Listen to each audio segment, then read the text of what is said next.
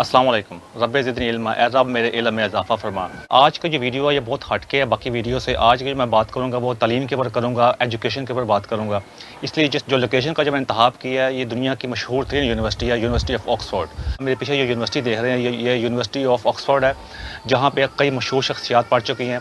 तो आज मैं आपके सामने मुख्तलिफ यूनिवर्सिटीज़ का पहले आपके सामने हवाला पेश करूँगा, तो आपको पता चलेगा तालीम का किसी मुल्क के लिए, किसी अवाम की तरक्की के लिए कितना अहम किरदार होता है। मेरी आप दरख्वास्त है इस वीडियो को एंड तक देखें। आपको इस वीडियो के एंड पे इस यूनिवर्सिटी के डिफरेंट हिस्से भी दिखाऊंगा और ये टाउन भी दिखाऊंगा। ये इसके इर्द गिर्द जो बाज़ार है, जो हाई स्ट्रीट जिसे कहते हैं, जिसके थोड़ा सा आपको ताकि देखने का मौका मिलेगा, तो आपको पता चलेगा कि ये इलाका किस किस्म का, ये शहर किस किस्म का है। तो आपको एक किस्म का आइडिया भी होगा। ऑक्सफोर्ड यूनिवर्सिटी का जो क़याम है वो 1096 में आया था। जो इस यूनिवर्सिटी का मोटो है, जिसे कहते हैं कि इस यूनिवर्सिटी का जो नस्बुल ऐन है वो है the Lord is my light, यानी जो मेरा रब है, जो मेरा पैदा करने वाला है, वही मेरी रोशनी है। इस यूनिवर्सिटी का जो बजट है वो 3 बिलियन ब्रिटिश पाउंड है, जो तकरीबन बनते हैं अराउंड $4 बिलियन। आप अंदाज़ा कर सकते हैं कि इससे हमारे मुल्क के जो है पूरे जो सिविल सर्वेंट्स है, जिस पूरे मुल्क का जो बजट है ऑलमोस्ट चलता है। तो आप अंदाज़ा कर सकते हैं कि अक़वाम की तरक्की के अंदर ये कहाँ अक़वाम की तरक्की में तालीम कितना अहम किरदार अदा करती है। ऐसे यहाँ पे लोग सारे इतनी दूर दूर से पढ़ने नहीं आते। उसके अलावा जो यहाँ इस यूनिवर्सिटी के अंदर दुनिया का सबसे पुराना जो है यूनिवर्सिटी म्यूज़ियम मौजूद है, और दूसरी बात यह है कि यहाँ पे जो है और दुनिया का सबसे पुराना प्रेस भी इसी यूनिवर्सिटी का है। यहाँ से 28 ब्रिटिश प्राइम मिनिस्टर जो हैं वो यहाँ से तालीम हासिल कर चुके हैं, और दुनिया के 30 दूसरे ममालिक के जो सरबराह हैं वो भी यहाँ से तालीम हासिल कर चुके हैं। जो ब्रिटिश प्राइम मिनिस्टर है उसके अंदर जो प्रोमिनेंट नेम है, जो बहुत मशहूर नाम है, उसके मार्गरेट थैचर है, और डेविड कैमरन है, टोनी ब्लेयर है। उसके बाद जो करंट प्राइम मिनिस्टर है बोरिस जॉनसन, वो भी यहाँ से पढ़ चुका है। जो दुनिया के दूसरे ममालिक से जो आए उनमें अमेरिका का जो प्रेसिडेंट था बड़ा मशहूर बिल क्लिंटन भी यहाँ से पढ़ चुका हुआ है। पाकिस्तान के प्राइम मिनिस्टर में अक्सर आप जानते हैं उसमें जुल्फ़िकार भुट्टो, बेनज़ीर भुट्टो, इमरान खान, लियाकत अली खान, और इसके अलावा इंदिरा गांधी, मनमोहन सिंह जो इंडिया के प्राइम मिनिस्टर रह चुके हुए हैं, उनका वो भी यहाँ से तालीम हासिल कर चुके हुए हैं। तो ये आप यहाँ अंदाज़ा कर सकते हैं कि इस यूनिवर्सिटी का जो मकाम है वो एक डिफरेंट मकाम है, और यहाँ से 70 से ज़्यादा जो हैं लोग उनको नोबेल प्राइज़ भी यहाँ से मिल चुका हुआ है। ये जो यूनिवर्सिटी है इस टाइम दुनिया की नंबर 1 यूनिवर्सिटी है रैंकिंग के लिहाज से। तो उसकी वजह क्या है? उसकी वजह यह है कि यहाँ पर रिसर्च होती है, रिसर्च पे काफ़ी पैसा खर्च किया जाता है, और तालीम को सिर्फ इस तरह नहीं होता कि आप इसकी किताबें पढ़नी है। मकसद ये होता है कि आपको सिखाया जाए और आपको अपनी रिसर्च करने के बारे में बताया जाए। अब उस पर कई सवाल और भी उठेंगे कि भी यहाँ से तालीम हासिल करके आके हमारे मुल्क में लोग क्या करते हैं आके, वो एक लंबी बहस है। उसके बारे में मेरी बाकी वीडियो भी आ चुकी है, आप उसको भी देख सकते हैं। और अरब दुनिया का एक मशहूर किरदार, जिसने पूरे अरब जो आज आप देख रहे हैं, जिनका नक्शा है पूरा अरब का आप देखते हैं, जो उसमें उसके बनाने में उसने एक अहम किरदार अदा किया था, और उसका तरीके बहुत बड़ा नाम है लॉरेंस ऑफ अरेबिया। वो भी यहाँ से पढ़ चुका हुआ है। और 1920 में यहाँ पे औरतों को फुल मेंबरशिप मिली थी, क्योंकि इस यूनिवर्सिटी में जब आप पढ़ते हैं तो आपको एक किस्म का ये अपना मेंबर समझते हैं। तो औरतों को जो मेंबरशिप मिली थी यहाँ पे 1920 में मिली थी। उसके बाद उनको फुल डिग्री हासिल करने का जो था उनको हक मिला था। तो आप अंदाज़ा कर सकते हैं कि हमारे नबी सल्लल्लाहु अलैहि वसल्लम ने तो हमें 1400 साल पहले ये चीज़ें बता दी थी, लेकिन हम उससे पीछे हट गए और बाकी अक़वाम ने उसको अपना लिया और कहाँ से कहाँ पहुँच गए। हर वीडियो में बार बार कह चुका हूँ कि अल्लाह ताला जो रब्बुल आलमीन है, रब्बुल पाकिस्तान, रब्बुल मुस्लिमीन नहीं है। और हमारे नबी सल्लल्लाहु अलैहि वसल्लम जो है वो सब दुनिया के लिए रहमतुल आलमीन है, सिर्फ मुसलमानों के लिए, पाकिस्तान के लिए नहीं है। जो उन पे चीज़ पे अमल करेगा उसको कामयाबी मिलेगी। और उसका जीता जाता सबूत जो है वो आप देख रहे हैं, मेरी पीछे लोकेशन पे देख रहे हैं। तो ये तालीमी इदारा उसका जीता जाता सबूत है। ये ऑक्सफोर्ड यूनिवर्सिटी है, दुनिया की दूसरी सबसे पुरानी यूनिवर्सिटी है। अब जो आपके सामने जो फैक्ट लेके आने लगा बहुत ही इंटरेस्टिंग है, बहुत ही दिलचस्प है।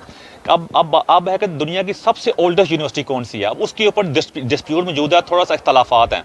जो यूनेस्को है और जो Guinness book of world record है उसके मुताबिक दुनिया की सबसे जो ओल्डेस्ट यूनिवर्सिटी है वो मोरक्को में है, उसका नाम कुरीजीन यूनिवर्सिटी है। और जो दूसरे फैक्ट हैं उसके मुताबिक यूनिवर्सिटी ऑफ बोलोंगा जो इटली में है, तो उसके बारे में थोड़ा डिस्प्यूट मौजूद है। वो डिस्प्यूट थोड़ा सा इस तरह है कि जो मोरक्को की यूनिवर्सिटी है वो पहले एक मस्जिद थी, उस मस्जिद में जहाँ जिस आम दर्स दिया जाता है उस दर्स को बाद में यूनिवर्सिटी का दर्जा मिल गया था। लेकिन अब कभी भी काफ़ी लोगों की तादाद मौजूद है दुनिया में, यूनेस्को जो UNESCO Guinness book of world record के मुताबिक जो दुनिया के सबसे पुरानी यूनिवर्सिटी जो थी वो मुसलमानों की बनाई हुई यूनिवर्सिटी है, जो मोरक्को के शहर फैज़ में है, यूनिवर्सिटी ऑफ कुरीजीन। जो यूनिवर्सिटी ऑफ कुरीजीन है वो 859 में बनाई गई थी, आज से 1150 साल पहले, यानी 1161 साल पहले बनाई गई थी। दुनिया की सबसे पुरानी यूनिवर्सिटी है। और आपको सुन के हैरानी होगी, दुनिया की सबसे पहली जो मेडिकल डिग्री इशू हुई थी वो उसी यूनिवर्सिटी से इशू हुई थी। वो 1207 में हुई थी। तो हम ज़्यादा कर सकते हैं कि मुसलमानों की तारीख जो है, जो वो मुसलमानों की तारीख जो है, जब वो सही रास्ते पे थे तो उनकी तारीख कितनी बुलंद थी कि सबसे पहली मेडिकल जो डिग्री है वो मुसलमान यूनिवर्सिटी से ही इशू हुई है। लेकिन उसके बाद उस यूनिवर्सिटी में ज़वाल पैदा हुआ, आपस के अख्तलाफात थे, उसकी वजह से उस अदारे को, उस मदरसे को वो अहमियत नहीं मिली जो उसको मिलनी चाहिए थी, जिसकी वजह से कई किताबें भी उसमें गायब हुई, लोगों ने किताबें लेके वापस नहीं की, जो मैंने रिसर्च की है। उसकी वजह से वो डिक्लाइन का शिकार हुआ। जो जब हमारे नबी सल्लल्लाहु अलैहि वसल्लम 1400 साल पहले जो बातें कह रही थी, हम उन बातों से आहिस्ता आहिस्ता पीछे हटते गए। इस वजह से हमारा ज़वाल जो है वो इस बात पे पहुँच गया कि आज उसके यूनिवर्सिटी का नाम लेने वाला कोई नहीं है। यूनिवर्सिटी तो मौजूद है लेकिन उस पर नाम लेने वाला कोई नहीं है। हमारा कोई भी मुसलमान, मुस्लिम हो या गैर मुस्लिम, वहाँ पर जाकर तलीम हासिल करना जो है वो दूर की बात है, कहीं पता भी नहीं है। तो अब यहाँ से खुद ज़्यादा कर सकते हैं कि आज हम ज़वाल का शिकार क्यों हैं। और जो दूसरी यूनिवर्सिटी जिसके बारे में कहा जाता है कि वो दुनिया सबसे पुरानी यूनिवर्सिटी है, वो इटली के शायद बोलोंगा में है, यूनिवर्सिटी ऑफ बोलोंगा। वो जो थी वो 1036 में बनाई गई थी। उसके बारे में ये क्लेम किया जाता है कि दुनिया की सबसे पुरानी यूनिवर्सिटी है। उस यूनिवर्सिटी का भी आज दुनिया में काफ़ी मकाम है, वो काफ़ी मानी जाती है। वहाँ से भी कई मशहूर लोग पढ़ चुके हैं। लेकिन क्योंकि उसकी वजह यह है कि उसका इतना नाम इतना ज़्यादा नहीं है, क्योंकि इंग्लिश लैंग्वेज जो है वो इसका पूरी दुनिया में डोमिनेट करती है। वहाँ पे इटालियन में पढ़ाया जाता है। इस वजह से उस यूनिवर्सिटी का वो मकाम नहीं है जो इस वक्त ऑक्सफोर्ड यूनिवर्सिटी का और कैम्ब्रिज यूनिवर्सिटी का। इन अदारों का नाम इसलिए है कि इन्होंने अदारों की कोई क्वालिटी को गिनने नहीं दिया। और आज जो हमारे मुसलमानों का ज़वाल की वजह यह है, हम क्वालिटी पे नहीं क्वांटिटी पे बात करते हैं। जिस तरह जिसमें एक थोड़ी सी बात है जिसमें हम सब कहते हैं कि जितने बच्चे ज़्यादा होंगे जो हमारी उम्मत में इजाफा होगा। और भाई ये बात नहीं है। आपने उसकी म्यार को आपने अच्छी कौम का बनाना। हमारा मकसद ये होना चाहिए कि उनकी कौम की एक अच्छी कौम बनाई जाए। और अच्छी कौम के लिए क्वालिटी की ज़रूरत होती है, क्वांटिटी की ज़रूरत नहीं होती।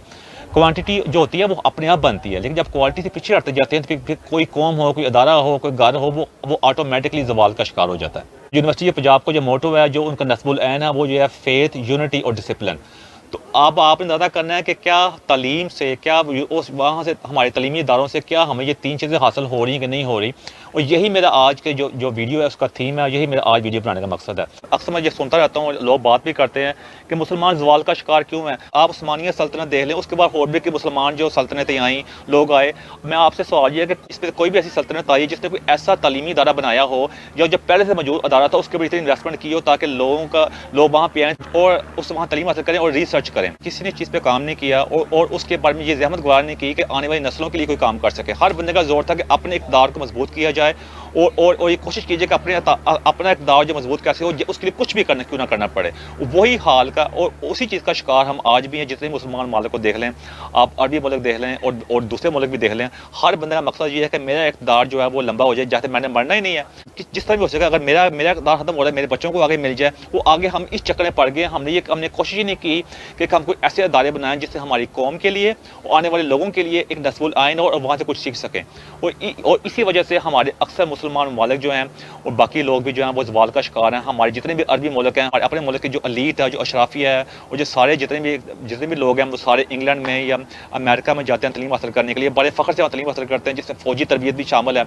और इनसे तलीम हासिल करने के बाद हम फ़ख्र से अगर बताते हैं कि मैं वहाँ तलीम हासिल करके आए हुए हैं। और फिर हमारे लोग, और जब आम लोगों के बारे में बात कर रहे होते हैं, इन लोगों के खिलाफ बात करते हैं, ये चीज़ भूल जाते हैं कि आपके ऊपर जो लोग आप पे हुकूमत कर रहे हैं और आपकी जो सरहदों की हिफाजत कर रहे हैं, जो ऊपर जो ऑफिसर बैठे हुए हैं, वो सारे उन्होंने यहाँ से ही अपनी तरबियत हासिल की हुई है, मतलब इन मुल्कों से। तो वहाँ से आप खुद ही दादा कर सकते हैं कि इसकी वजह क्या है कि हमने सबसे बड़ी बात यह कि इंसान के लिए सबसे ज़्यादा इंसान के लिए सबसे ज़्यादा ख़तरनाक चीज़ जो होती है वो होती है खुद फरेबी। जब इंसान खुद फरेबी का शिकार जो हो जाता है ना, उससे बड़ी कोई भी बीमारी नहीं हो सकती। खुद फरेबी का मतलब ये होता है कि इंसान अपने आप को अपने बारे में गलत फहमी का शिकार हो जाता है। जिस चीज़ के वो काबिल नहीं होता, वो समझता है कि मेरे अंदर ये चीज़ें मौजूद हैं। जिसमें वो अपने आप को सही था शीशे में शक्ल तो देख रहा होता है, लेकिन अंदर के इंसान को देखने में वो गलती कर जाता है, जिसकी वजह से वो ज़वाल का शिकार हो जाता है। देखें, इंसान दुनिया में दो तरह के इल्म हासिल करता है। एक इल्म जो होता है जो उसको दूसरों से मिलता है, एक इल्म जो होता है वो अपने आप को देता है। और जो इल्म दूसरों से मिलता है वो आप कह सकते हैं कि आपके उस्तादों से, आपके घर से और आपके दोस्तों से, आपके अदारों जहाँ पढ़ने जाते हैं, ये एक वो इल्म होता है। वो इल्म बहुत इंपॉर्टेंट होता है। उसके लिए जो अखलाक का वो चीज़ें जो होती हैं उनका आगाज़ घर से होता है। लेकिन आपको पता है हमारे घरों में इल्म जो होता है उसके बारे में ज़्यादा जोर होता है कि जल्दी अपनी डिग्री पूरी करो और पैसे कमाना शुरू करो। उनकी इस बारे में कोई तवज्जो नहीं होती कि अच्छा अखलाक सिखाया जाए और इसके बारे और इंसान की शख्सियत को बढ़ा जाए। कतई से पेट नहीं भरता। इसलिए हमारी कौम जो आप दादा कर सकते हैं कि ज़वाल का शिकार क्यों है। दूसरा इल्म जो होता है वो इंसान जो अपने आप को सिखाता है। अपने आप को सिखाने वाले इल्म जो होता है उसका मकसद ये होता है कि इंसान अपने आप को उस राह में डालने की कोशिश करता है जिसमें अपनी ज़ात की नफ़ी होती है। इंसान कोशिश करता है कि अपनी अना को साइड पर रख के अपनी ज़ात को पाने की कोशिश करे, जिससे हमारे कई उलमा और औलिया कराम कह चुके हैं कि असल चीज़ जो है कि अपनी ज़ात को पाओ और अपने अंदर से अना को और अपने अंदर की गुरूरत कब्र को मिटाओ, और इसी तरह इंसान अपने आप को पा सकता है। तो ये चीज़ें होती हैं। दूसरी चीज़ जो मैंने लर्न किया को मैंने पहले भी कई दफ़ा कह चुका हूँ, मैं एक घिसी पटी बात है कि मुझे सफ़र करने का, ट्रैवलिंग करने का काफ़ी मौका मिला है। मैंने उसी चीज़ लर्न किया कि इंसान जो होता है ना, गलती से कभी नहीं मरता। गलती करने कोई बुरी चीज़ नहीं होती, गलती करने से इंसान सीखता है, लेकिन इंसान हमेशा वहाँ जाकर मरता है। इंसान हमेशा गलती पे कायम रहने से मरता है। गलती पे कायम रहने का मतलब ये होता है कि अगर किसी इंसान ने गलती की है, उससे पता सीखता है, माफ़ी मांगता है, अपने रब से माफ़ी मांगता है, लोगों से माफ़ी मांगता है और आगे बढ़ जाता है, कहता मैं आइंदा गलती नहीं करूँगा। लेकिन होता यह है कि हमारे माशरे में ये चीज़ बहुत ज़्यादा बढ़ चुकी है कि हम गलती करते हैं, उस पर कायम हो जाते हैं। हम कहते हैं भाई फिर क्या हो गया, और इसी वजह से मसाइल पैदा होते हैं। इसलिए मैं आपसे दरख्वास्त है कि जब आपके इल्म का मकसद ये होना चाहिए कि आपके अंदर बर्दाश्त पैदा हो, आपके अखलाक पैदा हो, आपका दिलो दिमाग ओपन हो, ताकि आप अपने ख़िलाफ़ तनकीद बर्दाश्त करना, क्योंकि जब तक आप अपने ऊपर तनकीद बर्दाश्त करने के फ़न को नहीं सीखेंगे, आप किसी भी इल्म को नहीं हासिल कर सकते। तो इसलिए मैं आपसे दरख्वास्त ये है कि अपनी खुद फेबी से बाहर निकलें और चीज़ को लर्न करने की कोशिश करें और ज़िंदगी के अंदर मुनाफ़क़त से दूर करें। कोई मुनाफ़क़त से बड़ा कोई जुर्म नहीं हो सकता, और अल्लाह ताला की अदालत में भी मुनाफ़क़त से बड़ा कोई जुर्म नहीं है। आखिर में आपसे यही कहूँगा कि मेरी कोई ऐसी बात आपको पसंद ना आई हो तो मैं आपसे माफ़ी चाहता हूँ। मैं थैंक यू वेरी मच। अब मैं आपको थोड़ा इस एरिया के बारे में थोड़ा दिखाऊंगा। तो ये यूनिवर्सिटी ये नहीं है कि सिर्फ एक बिल्डिंग है, जिस तरह पंजाब यूनिवर्सिटी है उसका ओल्ड कैंपस है, न्यू कैंपस है, इस तरह ये पूरे शहर में यूनिवर्सिटी फैली हुई है। तो मैं कोशिश करूंगा कि आपको इसको थोड़े से अहम जगह दिखा दूँ ताकि आपको अंदाज़ा हो इस इलाके के बारे में और इस यूनिवर्सिटी के बारे में। ये आप देख सकते हैं, ये बिल्डिंग जो मैं बैठा हुआ था उसके बैक पर ये बिल्डिंग है। ये इसकी भी अपनी एक हिस्ट्री है। ये आप इसका इर्द गिर्द का एरिया भी देख सकते हैं। ये आप देख सकते हैं इसके इर्द गिर्द। अब ये भी देख सकते हैं, ये भी रोड जो आ रही है, आपको अंदाज़ा हो जाएगा यहाँ से।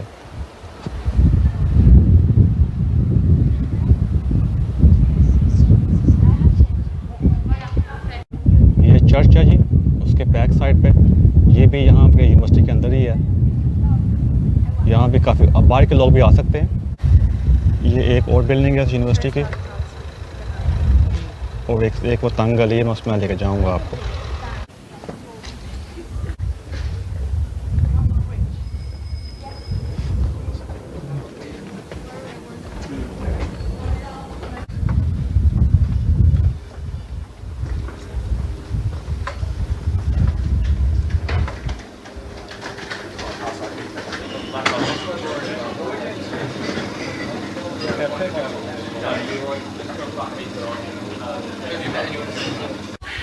आप ये देख सकते हैं कि व्यू यहाँ से भी।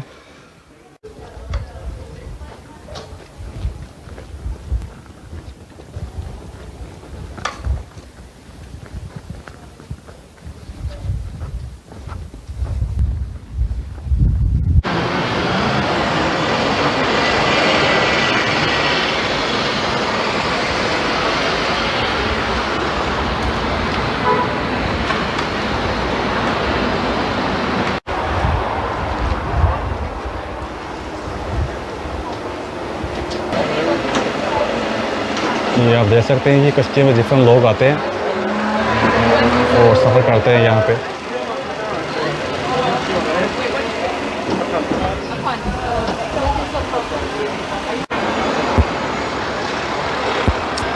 ये आप देख सकते हैं, जी बहुत ज़बरदस्त टाउन है ये।